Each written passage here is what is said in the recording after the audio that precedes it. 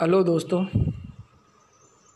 हमने हमारे पिछले वीडियो में राष्ट्रपति की व्यवस्थापिका संबंधी शक्तियों का अध्ययन किया था और आज भी हम हमारे इस वीडियो में जो राष्ट्रपति की व्यवस्थापिका संबंधी जो शक्तियां बची हुई है उनका अध्ययन करेंगे। कौन कौन शक्ति बची हुई है व्यवस्थापिका संबंधी राष्ट्रपति की शक्तियाँ, उनके बारे में अध्ययन करेंगे। सबसे पहले देखते हैं संसद। देखो संसद कानून कैसे बनाते, कानून कैसे बनते हैं हमने पढ़ा था। हमने आर्टिकल 79 पढ़ा था, पहले एक अनुच्छेद हमने पढ़ा था, हमने 79 पिछले वाले वीडियो में। 79 अनुच्छेद क्या कहता है कि भारत की संसद में कौन कौन होता है। तो भारत की संसद में राष्ट्रपति, लोकसभा और राज्यसभा, ये तीनों मिलकर के भारत की संसद बनती है। तीनों मिलकर के 79 कहा कि राष्ट्रपति, लोकसभा और राज्यसभा तीनों मिलकर के क्या बनती है, संसद। अब कोई भी कानून कैसे बनता है ये चीज़ हम देखेंगे। कानून जब संसद जब कानून बनाती है तो कानून कैसे बनते हैं, कानून कैसे बनेंगे। देखो अब भारत की संसद है, कौन, भारत की संसद के दोनों सदन हो गए, एक लोकसभा हो गया और एक हो गया राज्यसभा।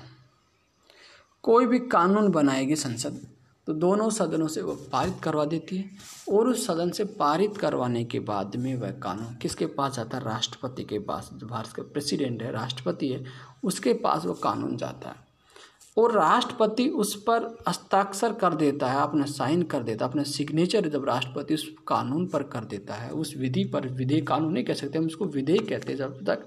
जब उसको विधेयक पर, जब कोई विधेयक संसद ने पारित किया और उस विधेयक पर जब राष्ट्रपति उस पर हस्ताक्षर कर देता तब क्या बनता, कानून।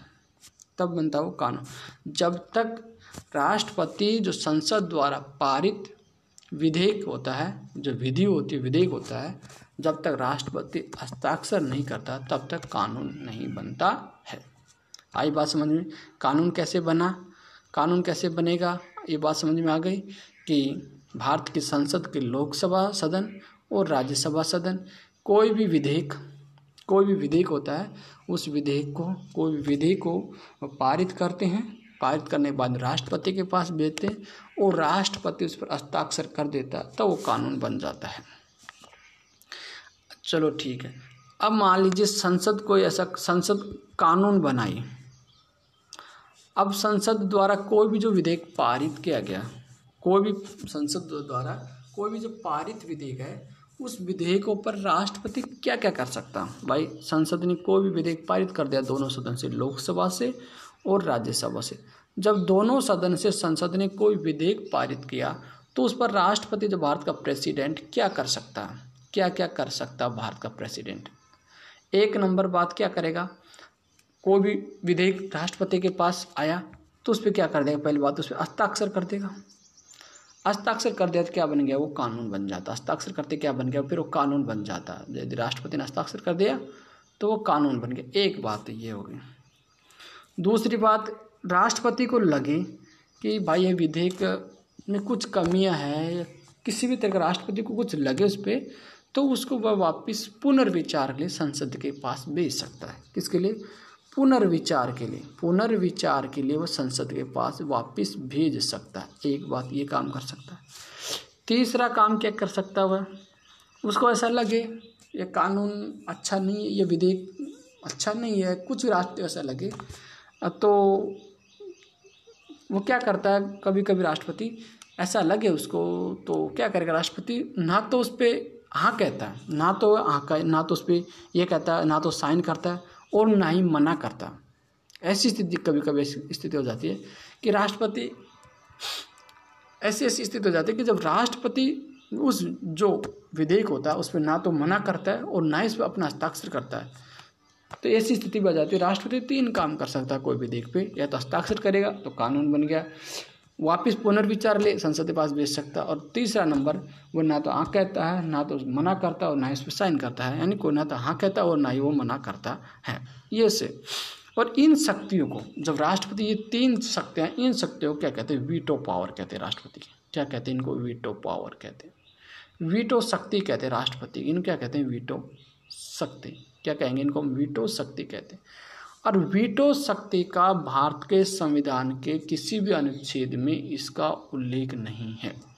जो वीटो पावर होती है राष्ट्रपति की, इसका भारतीय संविधान में कहीं भी उल्लेख नहीं है। भारत का जो संविधान है उसमें कहीं भी इसका उल्लेख नहीं किया गया, कहीं भी वीटो पावर जैसी शक्ति को भारत के संविधान में कहीं नहीं किया गया।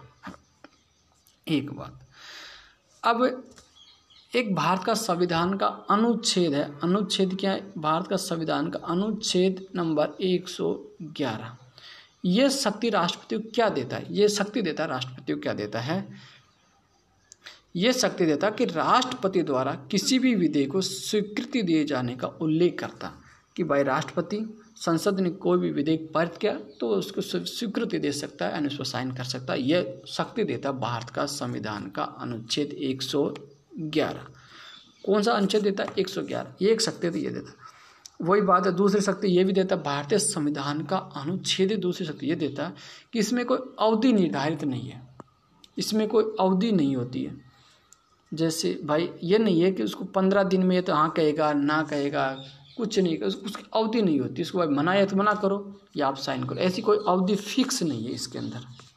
तीसरी बात, पुनर्विचार रे वापस जो भेज सकता है संसद के पास, तो ये पावर कौन भारत का प्रश्न बन सकता है कि भारत का संविधान का कौन सा अनुच्छेद है जो राष्ट्रपति को ये शक्ति देता है, ये पावर देता है कि वह उस पे अवधि कहीं उस पर स्वीकृति करे या उसको पुनर्विचार ले लौटाए या हाँ कहे या ना कहे, कोई अवधि, कोई अवधि निर्धारित नहीं है। ऐसी शक्ति भारत का संविधान का अनुच्छेद 111 राष्ट्रपति को देता है।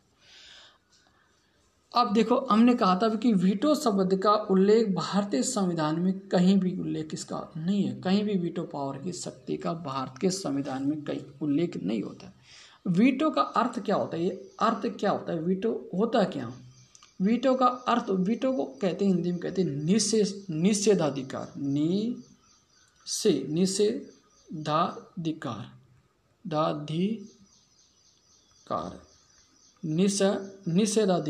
इसको कहते हैं निषेधाधिकार कहते हैं राष्ट्रपति, इसको वीटो का अर्थ कहते हैं।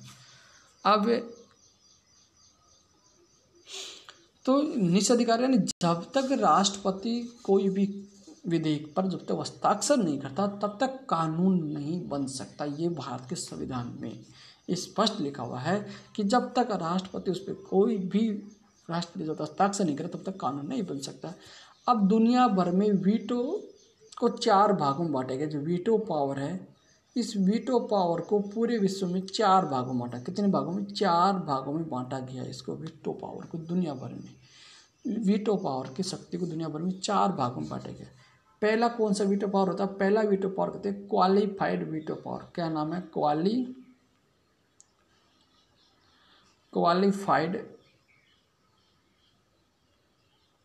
क्वालिफाइड वीटो पावर कह दो या क्वालिफाइड वीटो हो गया, क्वालिफाइड वीटो। इसको हिंदी में कहते हैं, क्वालिफाइड वीटो को हिंदी में कहते हैं विशेषित, क्या कहते हैं, विशेषित निषेधाधिकार। वीटो का तो निषेधाधिकार होता है, तो क्वालिफाइड कहते हैं विशेषित निषेधाधिकार। चलो ठीक है। अब क्वालिफाइड वीटो क्या होता है, मान लीजिए अभी हमारी संसद है, संसद ने बिल को पारित कर दिया। संसद भारत की, मान लीजिए भारत की जो संसद है, ये संसद है, संसद भारत के संसद के दोनों सदन है, संसद में दोनों सदन आ गए, राष्ट्रपति बात है उसके अंदर। लेकिन जो भारत की संसद है, इस संसद ने लोकसभा और राज्यसभा ने कोई विधेयक पारित कर दिया, कोई भी विधेयक पारित किया, कोई बिल पारित करते, विधेयक को बिल भी कह सकते हैं। तो कोई भी मान लो बिल पारित कर दिया और राष्ट्रपति के पास भेजा, प्रेसिडेंट के पास उस बिल को भेजा और राष्ट्रपति ने हस्ताक्षर करने के लिए मना कर दिया, भेजा और राष्ट्रपति के पास हस्ताक्षर के लिए जब संसद भेजते और राष्ट्रपति उस पर हस्ताक्षर करने के लिए क्या कर देता, मना कर दिया, उसने कह दिया मैं साइन नहीं करूँगा, मना कर दिया। तो वह बिल वापस किसके पास आता है, तो वह बिल वापस प्रेसिडेंट से वापस किसके पास आ गया, वो बिल वापस किसके पास आ गया, संसद के पास आ गया। किसके पास आ गया, वापस संसद के पास वो बिल आ गया। फिर संसद उस बिल को क्या करते, वापस 2/3 बहुमत से फिर उसे पास करते कुल सदस्य संख्या के। वहाँ पे जो कुल सदस्य संसद में कुल सदस्य संख्या, जो संसद में कुल सदस्य संख्या के 2/3 बहुमत से उसको दोबारा पारित किया और फिर राष्ट्रपति के पास भेजा।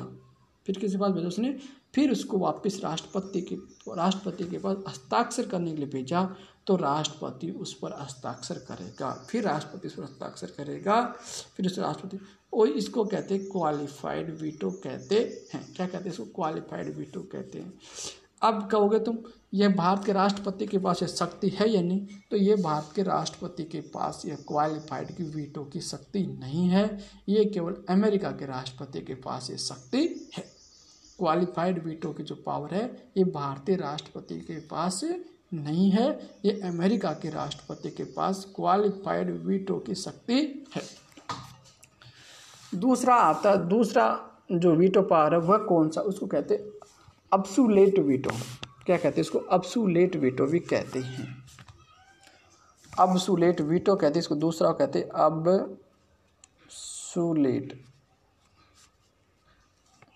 अब्सोल्यूट इसको वीटो कहते हैं। हिंदी में इसको कहते हैं अनियंत्रित निषेधाधिकार, अनियंत्रित निषेधाधिकार, अब्सोल्यूट वीटो कहते हैं दूसरा को।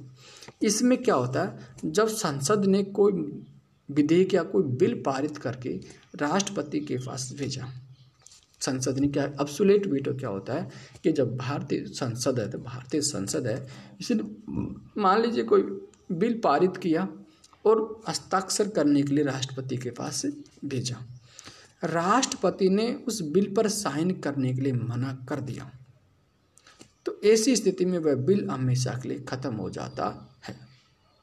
राष्ट्रपति ने उस बिल पर साइन करने के लिए मना कर दिया तो वह बिल हमेशा के लिए खत्म हो जाता है, वह कभी भी कानून नहीं बनता है। उससे कहते अब्सोल्यूट वीटो कहते हैं। उसने मना कर दिया तो वह वापस मना कर दिया तो वह स्थिति में हमेशा के लिए खत्म हो जाता है और उससे कहते वह कभी कानून नहीं बनता, उससे कहते अब्सोल्यूट वीटो। क्या ये भारत के राष्ट्रपति के पास अब्सोल्यूट वीटो है, तो हाँ, ये भारत के राष्ट्रपति के पास अब्सोल्यूट वीटो पावर है। देखो कब होता है भारत के राष्ट्रपति इसका प्रयोग कब करता है, देखो सीधी सी बात यह है, मान लीजिए अभी सरकार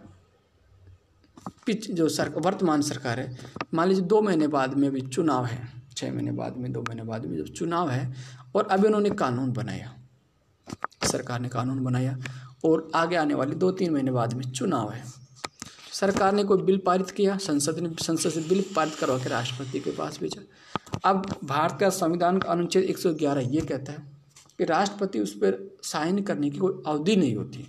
राष्ट्रपति ने उस बिलों को ना तो हाँ कहा ना कहा और वैसे कैसे बिल उनके राष्ट्रपति के पास पड़े रहे। चुनाव हो गए, चुनाव होते मान लीजिए नई सरकार आ गई और नई सरकार की जो मंत्री परिषद ये कह दे उस कानून के लिए, उन बिलों के लिए कि आप इन बिलों को साइन मत करो, इनको मना कर दो, तो मना कर दे, तब राष्ट्रपति उस समय उन बिलों पर साइन करने के लिए मना कर देता है, तब उसको कहते हैं अब्सोल्यूट वीटो पावर, और ये भारत के राष्ट्रपति के पास स्थित है। तीसरा होता सस्पेंसिव वीटो, इसे कहते हैं निलंबनकारी निषेधाधिकार। सस्पेंसिव क्या कहते हैं,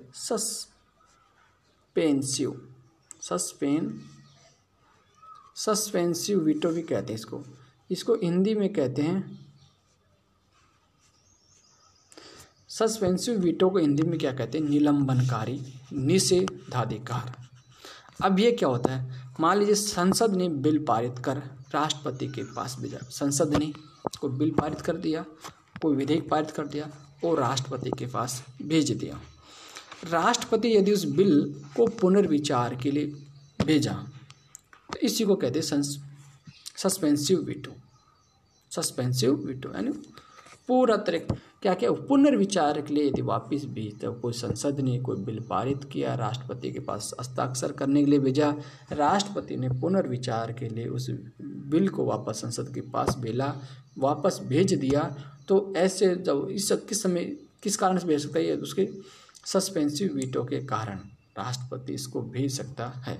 और यह अनुच्छेद 111 में कहता है कि राष्ट्रपति एक बार किसी विधेयक को पुनर्विचार के लिए कहाँ भेज सकता, संसद के पास भेज सकता है।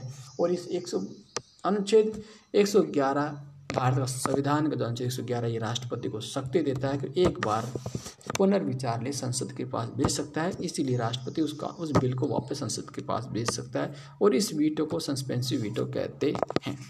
लास्ट का जो वीटो होता है उसको कहते हैं पॉकेट वीटो। क्या कहते हैं इसको? कहते हैं पॉकेट। क्या कहते हैं इसको? पॉकेट वीटो भी कहते हैं इसको। क्या कहते हैं इसको? पॉकेट वीटो कहते हैं। और इसको हिंदी में कहते हैं जेबी। क्या कहते हैं हिंदी में? जेबी निषेधाधिकार कहते हैं। पॉकेट वीटो को हिंदी में कहते हैं जेबी निषेधाधिकार कहते हैं। मान लीजिए भारत की संसद या संसद ने किसी भी बिल को किसी भी देश संसद हो, संसद किसी भी बिल को पारित कर राष्ट्रपति के पास भेजी। कोई भी विधेयक हो गया, कोई भी बिल हो गया, संसद ने पारित कर दिया, और पारित होने के बाद में संसद ने उस बिल को किसके पास भेजा? राष्ट्रपति के पास भेजा। अब राष्ट्रपति उस बिल पर न तो हाँ कहता है और न ना कहता, तो उसे कहते हैं पॉकेट वीटो। और ये शक्ति भी भारत का संविधान का अनुच्छेद 111 राष्ट्रपति को देता है। उसमें कहा गया कि कोई समय अवधि नहीं होती है, इसलिए राष्ट्रपति उसमें ना तो हाँ कहता है ना कहता, चुपचाप पड़ा रहता है वहीं पे, तो इसे कहते हैं पॉकेट वीटो शक्ति कहते हैं। और इस वीटो का प्रयोग, इस वीटो जो पॉकेट वीटो है, इस वीटो का प्रयोग भारत के पूर्व राष्ट्रपति ने ज्ञानी जैल सिंह ने किया था। किसने किया था? पूर्व राष्ट्रपति ज्ञानी जैल सिंह ने 1986 में। कब किया था? 1986 में। उस समय भारत का प्रधानमंत्री था पंडित राजीव गांधी। कौन था उस समय? 1986 में भारत का प्रधानमंत्री था राजीव गांधी। राजीव गांधी ने एक संसद से एक बिल पारित करवाया। राजीव गांधी सरकार थी, उन्होंने संसद से एक बिल पारित करवाया, और उस बिल का नाम था डाकघर विधेयक। डाकघर विधेयक को बिल था। और इस बिल में क्या था कि जो पोस्टमैन, जो डाकिया होता है, जो पोस्टमैन होता है, वह क्या आता है, किसी की भी कोई यदि चिट्ठी आती है, कोई भी उसका जो डाक आती है, उस डाक को खोलकर देख सकता था। इस बिल के द्वारा ये पारित हो जाता तो देख सकता था। तो ये राष्ट्रपति को लगा कि ये चीज़ भाई आदमी के ये गुप्त चीज़ होती है, जो तो उसकी चीज़ों को उल्लंघन कर रहा है, ये उसकी पर्सनल चीज़ है और उनका उल्लंघन कर रहा है। तो ज्ञानी जैल सिंह ने इस विधेयक को ना तो उसने हाँ का और ना तो उसने हाँ का और ना का, चुपचाप ने उसके अंदर डाल दिया। इसलिए पॉकेट वीटो पूरे 1986 में ज्ञानी जैल सिंह, भारत के राष्ट्रपति ज्ञानी जैल सिंह ने किया था राजीव गांधी सरकार के समय। ठीक है, अब ये तो हो गया वीटो पावर। 4 प्रकार के हो गए, पढ़ लें। क्वालिफाइड वीटो पावर, दूसरा होता है एब्सोल्यूट वीटो पावर, तीसरा सस्पेंसिव वीटो पावर, चौथा है पॉकेट वीटो पावर। ये वीटो पावर की शक्ति राष्ट्रपति का उन्हें पड़ी। अब कुछ ऐसे विधेयक होते हैं, उसमें जैसे धन विधेयक हो गया और एक हो गया संविधान संशोधन विधेयक। 2 विधेयक, धन विधेयक और संविधान ऐसे विधेयक है, इन पर राष्ट्रपति ना तो इसको पुनर्विचार के लिए उठा सकता है और ना इसको हाँ या ना, इस पर साइन करना ही पड़ता है। ये इस पर कोई वीटो का प्रयोग नहीं कर सकता है। कौन पे? एक तो धन विधेयक हो गया, एक हो गया संविधान संशोधन विधेयक। इन विधेयक को वीटो प्रयोग, जैसे संविधान संशोधन विधेयक। अब संविधान संशोधन विधेयक होता है, इस पर जो राष्ट्रपति होता है ना वीटो का प्रयोग नहीं कर सकता है, ना तो पुनर्विचार के लिए उठा सकता है, ना उसको मना कर सकता है, और ना उस पर यानी उस पर साइन उसको करना अनिवार्य है। ये अनुच्छेद संविधान संशोधन संबंधित अनुच्छेद कौन सा? भारत के संविधान का जो संशोधन होना था उस अनुच्छेद नंबर 368 में ये प्रावधान किया गया है। भारत के संविधान का अनुच्छेद 368 संविधान संशोधन की प्रक्रिया के बारे में बताता है। संविधान संशोधन कैसे करते हैं? जो एक 24वां संविधान संशोधन हुआ था 1971 में। कौन सा? 24वां भारत का जो संविधान संशोधन हुआ था 1971 में। कब हुआ था ये? 1971 में भारत का 24वां संविधान संशोधन हुआ था। और उस समय भारत की प्रधानमंत्री थी इंदिरा गांधी। कौन थी उस समय भारत की प्रधानमंत्री थी? इंदिरा गांधी थी उस समय जब ये 24वां संविधान संशोधन हुआ था। तो इंदिरा गांधी सरकार थी उस समय, उन्हें ये संविधान में संशोधन करके 24वां संविधान संशोधन करके उसने ये प्रावधान कर दिया कि भारतीय संसद यदि किसी संविधान संशोधन करती है, भारतीय संसद संविधान संशोधन करके उस बिल को राष्ट्रपति के पास भेजती है, तो राष्ट्रपति को अनिवार्य रूप से उस बिल पर हस्ताक्षर करने होंगे या अनुमति देनी होगी। अनिवार्य रूप से कर दिया कि अनिवार्य रूप से राष्ट्रपति को उस बिल पर साइन करने होंगे। ये कौन सा संविधान संशोधन के माध्यम से कहा गया? ये 24वां संविधान संशोधन 1971 में उस समय भारत प्रधानमंत्री इंदिरा गांधी ने ये साफ साफ शब्दों में संविधान करके कह दिया कि भाई संविधान संशोधन में कोई भी देखोगा उसको राष्ट्रपति को अनिवार्य रूप से अनुमति देनी ही होगी, हस्ताक्षर करने ही होंगे। ये प्रश्न बन सकता है कि भारत का कौन सा अनुच्छेद है जो संविधान संशोधन की प्रक्रिया के बारे में बताता है? तो अनुच्छेद 368 स्पष्ट बताता है।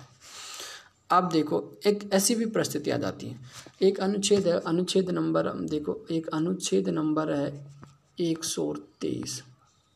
अनुच्छेद नंबर 123 राष्ट्रपति को क्या शक्ति देता है? ये राष्ट्रपति को शक्ति देता अध्यादेश जारी करने की। क्या शक्ति देता? अध्यादेश जारी करने की शक्ति देता अनुच्छेद 123। प्रश्न बन सकता है कौन सा अनुच्छेद भारत संविधान कौन सा अनुच्छेद है जो राष्ट्रपति को अध्यादेश जारी करने की शक्ति देता है? तो अनुच्छेद नंबर 123। अनुच्छेद नंबर 123 राष्ट्रपति अध्यादेश मंत्री परिषद की सलाह पर ही जारी करता है। यह उसकी स्वयं विवेक की शक्ति नहीं होती है, बल्कि क्या होता है, मंत्री परिषद की सलाह पर भारत का जो राष्ट्रपति है वो अध्यादेश जारी करता है। और इस बात का उल्लेख भारत के संविधान के अनुच्छेद 123 में स्पष्ट लिखा हुआ है कि भारत का राष्ट्रपति अध्यादेश जारी कर सकता है। ठीक, अब अध्यादेश जारी क्यों करना पड़ता है? क्या कारण होता है? किस कारण से अध्यादेश जारी करता है? भाई क्या कारण हुआ, किस कारण से अध्यादेश जारी करता है? तो इसका कारण यह है कि जब मान लीजिए संसद का कोई सत्र नहीं चला, जो संसद में 3 सत्र होते, बजट सत्र, मानसून सत्र और शीत सत्र, एक वर्ष में 3 सत्र होते। मान लीजिए तीनों सत्र इस समय चल नहीं रहे, कोई सा सत्र नहीं चल रहा है और हमारे देश में ऐसी कोई परिस्थिति हो गई, ऐसा कोई कारण हो गया, ऐसी कोई परिस्थितियाँ हो गई कि उस समय वो कानून बनाना अनिवार्य है। अब कानून कैसे बनाए? संसद का सत्र तो चल नहीं रहा है भाई, संसद का सत्र नहीं चल रहा है और कानून बनाना अनिवार्य है। अब तो कानून बनेगा नहीं, कैसे बनेगा? तो संसद का सत्र नहीं चलता इस समय, तो उस समय क्या करता है, राष्ट्रपति के मंत्री परिषद सलाह देती राष्ट्रपति को, और राष्ट्रपति उस समय एक अध्यादेश जारी करता है। क्या करता? अध्यादेश जारी कर सकता है। इस स्थिति में राष्ट्रपति अध्यादेश जारी करता है। और अध्यादेश का जो अध्यादेश होता है उसका प्रभाव जो संसद द्वारा जो पारित कानून होता है उसी के बराबर होता है, उसी के समान होता है, ना कोई कम होता है। अध्यादेश को भी कोर्ट में चैलेंज दिया जा सकता है। कोई भी यदि किसी भारत के किसी भी नागरिक, किसी को भी ऐसा लगे कि अध्यादेश जारी किया जो गलत है, तो उसको कोर्ट में चैलेंज दिया जा सकता है। और कोर्ट के पास यह ताकत है, भारत कोर्ट के पास अनुच्छेद 13(3) में अध्यादेश एक कानून है। अनुच्छेद भारत का संविधान का अनुच्छेद 13(3) ये कहता है कि अध्यादेश भी एक कानून होता है और इसको कोर्ट में चैलेंज दिया जा सकता है। अध्यादेश पर वाद विवाद योग्य होता है, इस पर वाद योग्य भी होता है और अध्यादेश को न्यायिक पुनर्वालोकन किया जा सकता है। और भारत के न्यायिक पुनर्वालोकन में जैसा पता चले, न्यायपालिका को कैसा पता चले कि अध्यादेश गलत जारी हुआ है, तो वो उसको रद्द भी कर सकती है। तो अध्यादेश क्या होते हैं? कानून के समान होते हैं। अध्यादेश मंत्री परिषद की सलाह पर राष्ट्रपति जारी करता है। अब और बात क्या होगी अध्यादेश संबंधी? अध्यादेश का मैंने कहा था कि अध्यादेश का प्रभाव जो संसद द्वारा पारित कानून होते हैं उनके बराबरी अध्यादेश का प्रभाव भी होता है। एक बात, अध्यादेश की अवधि कितने महीने की होती है? 6 सप्ताह की। अध्यादेश की अवधि होती है 6 सप्ताह की होती है। राष्ट्रपति की इच्छा होती है कि अध्यादेश वापस भी ले सकता है। भारत का संविधान का अनुच्छेद 123 स्पष्ट शब्दों में कहता है कि राष्ट्रपति अध्यादेश जारी कर सकता है और अध्यादेश की अवधि 6 सप्ताह होगी। कितने सप्ताह होगी? 6 सप्ताह होगी। कितनी अवधि होगी? 6 सप्ताह होगी। और ये अवधि कब से होती है, इसमें आप कन्फ्यूज मत होना। अवधि कब से होती है अध्यादेश की?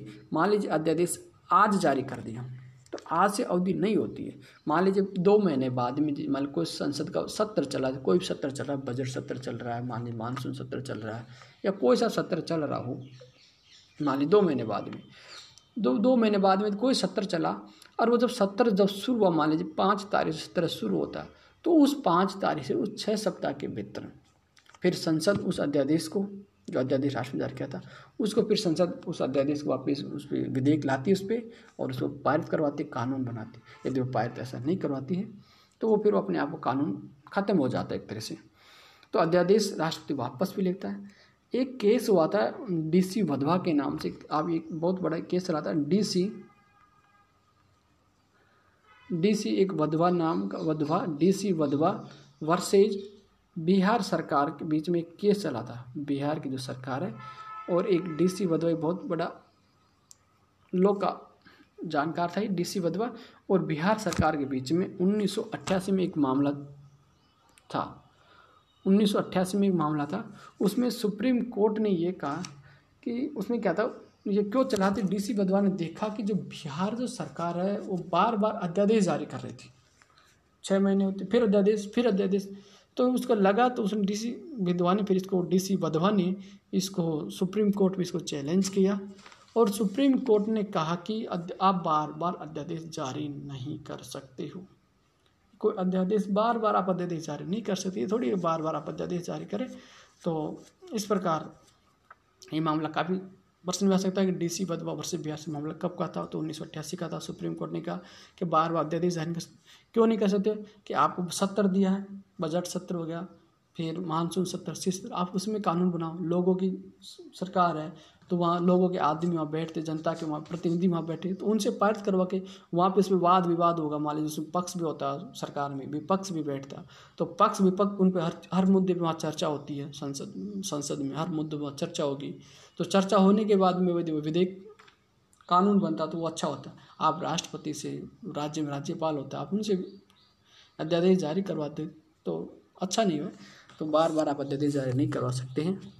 दोस्तों, ये जानकारी आपको कैसी लगी? यदि जानकारी अच्छी लगी तो हमारे चैनल को सब्सक्राइब कीजिए, लाइक कीजिए और शेयर कीजिए। Thank you.